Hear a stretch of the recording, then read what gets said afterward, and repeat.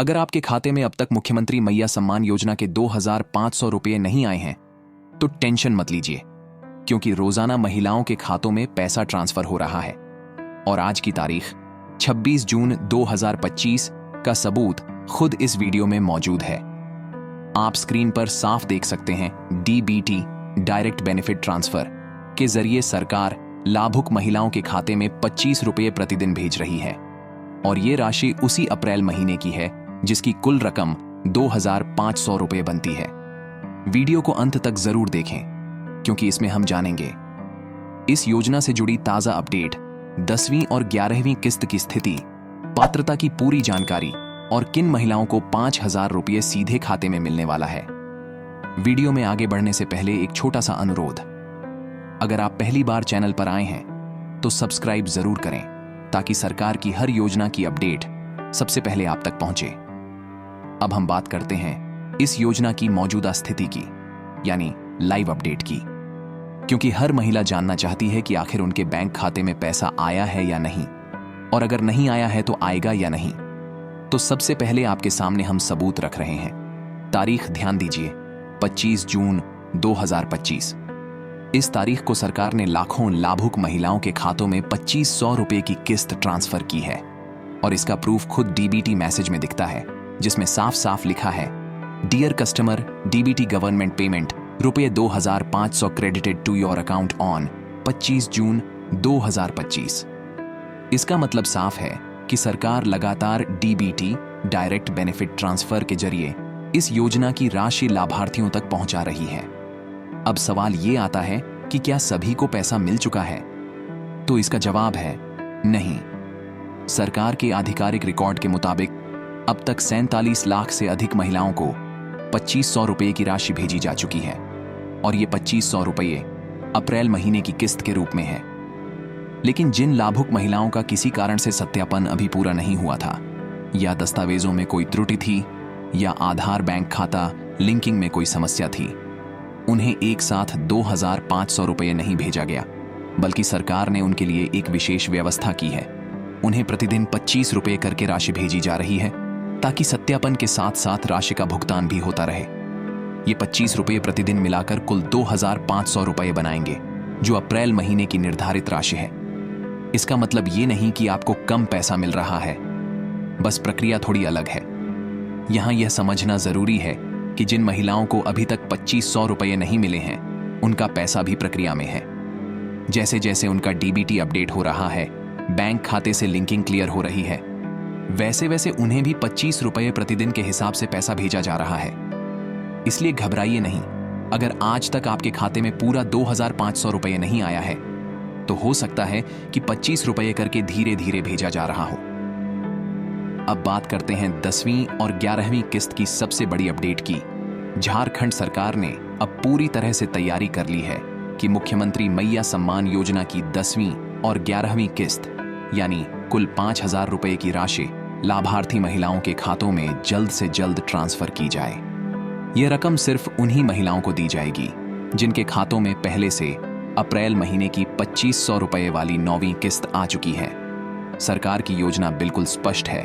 पहले जिन लाभार्थियों को 9वीं किस्त का पैसा मिल चुका है, उन्हीं को अब सीधे 5,000 रुपये का ट्रांसफर किया जाएगा। इसमें 2 किस्तें शामिल होंगी, 10वीं और 11वीं, यानी मई और जून महीने की राशि। और अब बात करें तारीख की, तो अधिकारी स्तर पर जो अपडेट सामने आ रही है, उसके मुताबिक यह 5,000 रुपये की रकम 25 जून से 30 जून के बीच कभी भी भेजी जा सकती है। अगर किसी कारणवश ट्रांसफर में थोड़ी देरी हुई, तो 1 जुलाई से 7 जुलाई के बीच यह राशि मिलने की पूरी संभावना है। लेकिन अब सबसे अहम सवाल यह है कि क्या आप इस 5,000 रुपये की राशि के लिए पात्र हैं? आइए एक एक करके उन 8 अहम शर्तों को विस्तार में समझते हैं, जिनके आधार पर लाभार्थियों का चयन किया जा रहा है। स्थायी निवास प्रमाणित होना चाहिए। सबसे पहली और जरूरी बात, लाभार्थी महिला का राज्य की स्थायी निवासी होना अनिवार्य है। यह जांच आधार कार्ड के पते से की जाती है। यदि आधार कार्ड पर झारखंड के बाहर का पता है या भौतिक सत्यापन में महिला कहीं और की पाई गई है, तो उनका नाम लाभुक सूची से हटा दिया गया है। इसलिए अगर आपका आधार कार्ड झारखंड का नहीं है, तो आगे की किस्त मिलना मुश्किल है। उम्र सीमा 18 से 50 वर्ष लाभुक महिला की आयु कम से कम 18 वर्ष और अधिकतम 50 वर्ष होनी चाहिए। सरकार महीने के अनुसार उम्र की गणना करती है। जैसे अगर कोई महिला मई या जून में 50 वर्ष की हो गई है तो उसे सिर्फ उस महीने तक का ही पैसा मिलेगा। इसके बाद उनका नाम सूची से हटा दिया जाएगा। इसलिए अगर आपकी उम्र 50 पार हो चुकी है तो 10वीं या 11वीं किस्त मिलना मुश्किल है, जब तक कि वह उम्र अप्रैल तक पूरी न हुई हो। वार्षिक आय 2,50,000 रुपये से अधिक नहीं होनी चाहिए। परिवार की सालाना आय अगर 2,50,000 रुपये से ज्यादा है तो महिला को योजना का लाभ नहीं मिलेगा। इसका सबसे बड़ा प्रमाण होता है राशन कार्ड। यदि आपका नाम राशन कार्ड में दर्ज है और आप बीपीएल गरीबी रेखा के नीचे श्रेणी में आती हैं तो आप पात्र मानी जाएंगी। जिन महिलाओं के पास एपीएल कार्ड सफेद कार्ड है उनका नाम इस बार काटा गया है। परिवार में कोई भी सदस्य सरकारी नौकरी में नहीं होना चाहिए। सरकार ने यह शर्त बहुत साफ कर दी है। यदि महिला के परिवार में कोई भी सदस्य सरकारी सेवा में है, चाहे वह पति, बेटा या बेटी ही क्यों न हो, तो उस महिला का नाम इस योजना से हटा दिया जाएगा।